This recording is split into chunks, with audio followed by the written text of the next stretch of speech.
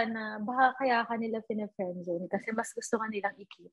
Kasi minsan naman, pwede din. kasi ang friend, kasi Hindi na nga magkasya na tayo sa ganyang pampalubag loob. Charot. Hindi, kasi doon ka sa brighter side na pag friends kayo, parang mas kasi pag friends kayo, mas magtatagal kayo. What if naging kayo tapos hindi nyo naman alam kung kayo na ba hanggang dulo?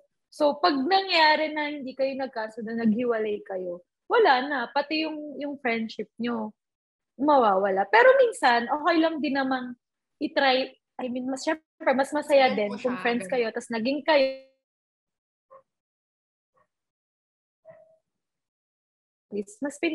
mas pinili niya, I mean, kahit paano, friends kami, hindi yung as totally wala. Parang ganun. As long as alam ko lang yung limitation ko talaga. Totoo din. Tama yon. So, ibig sabihin, nag-guard mo naman pala yung heart mo. Ngayon, okay na ako. Dati hindi. Ako din. Guilty ako dun sa part na yon. Siyempre, dati marupok tayo lahat. Dati, inaamin ko naman yun, na marupok ka, na alam mong friends kayo, pero yung mga konting bagay, nalalagyan mo na. Bibigay sa'yo ng kahit sa kanya, kahit sa kanya wala. Siyempre, ikaw, kumbaga, in love ka eh. So, ikaw, maliit na bagay, mabibigyan mo talaga yan ng meaning. Parang gano'n. Pero ngayon, na ako? Okay na ako. Ako din, parang, yun nga eh. Kaya sabi ko, okay, we learned from our experiences. That's why somehow we could share something. Kasi if nandun pa rin tayo sa process na we're going through it, doon natin mas mag-feel na, diba? Grabe ka naman magbigay ng mag-share kung ikaw pala mismo, hindi mo pa siya na-overcome, diba? And it's part of our learning process as we grow older. Kasi minsan, parang sabi ko nga, either way. Kasi I've come up to the situation na we remain as friends. But somehow, you're still hoping na, diba, you prayed for that person eh. Ako, I've really experienced that I prayed for that person. And then eventually, na-realize ko nga, nung nilatag ko yung mga nakilala ko, sabi ko, I think my great love, the one that got away, also the real first love that I had. Kasi yun yung time na hindi na siya young love, hindi siya puppy love. I'm older at that time nung nakilala ko yung tao na yun. Tapos very conscious kami and we're always together. Tsaka language of love ko is time eh. Tsaka words of affirmation. So, ikaw anong language of love mo? Siguro physical touch. Ay, clingy. Charot. Oo. Ayun. Feeling ko lahat, Char. Diba? Oo, alam mo yan. Kaya kasundo kita, tsaka gusto kitang kausap sa mga ganito. Kasi I have this feeling na parang yung 5 love languages, parang on my part parang pag ako, I will pour all of it. Kasi lahat yon language ko. So if I would be given a chance, not only to my family, to my relatives, but of course, if God would give me that answered prayer, yung 5 love languages na yun, parang feeling ko kaya ko siya i-pour.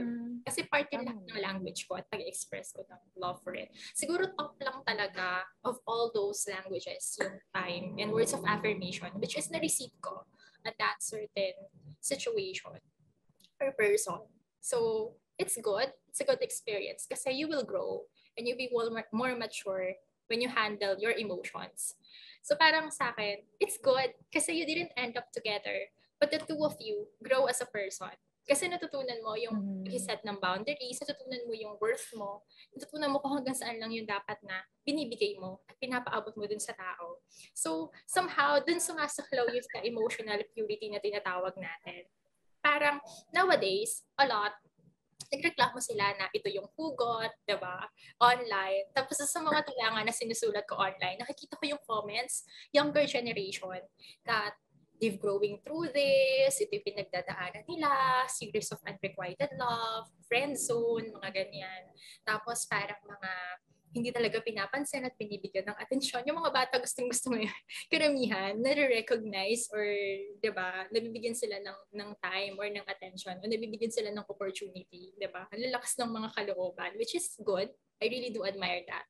Kasi ako, meron akong, diba, tendency na just to keep things on my own and not literally say all of it. Dumating ako doon. Kasi nagkaroon ako ng phase na I'm very vocal. So, yung sumunod ng mga phase ko, I'm not that vocal na. Kasi naranasan ko when I got vocal, parang naging awkward yung tao eh. So yung sa mga I hold back na. I didn't have that courage na to say. Pero, kahit pala wala kang sabi, and you're just, diba, acts of service lang, you're giving your time, still, you got hurt because emotionally invested ka. Mm-hmm. Diba? Emotionally invested ka pa rin. So, yun. Parang madalas kasi pag sinasabi natin purity, yung naiisip na natin, it's all about physical and all. May kanya-kanya tayong way ng pag-express ng love. You do agree on that, dear? Pero, at the end of the day, ang pinaka-importante pala talaga sa lahat, para maiwasan mo yung lahat ng pain na naranasan mo noon, is to guard your heart and pursue emotional purity first before entering into a relationship. Kasi minsan, dun ko naramdaman na, the emotion pala that I should be giving dun sa dapat partner ko in the future na magkukomit sa akin, nabibigay ko dun sa taong hindi naman ako pinipili araw-araw. So parang, diba?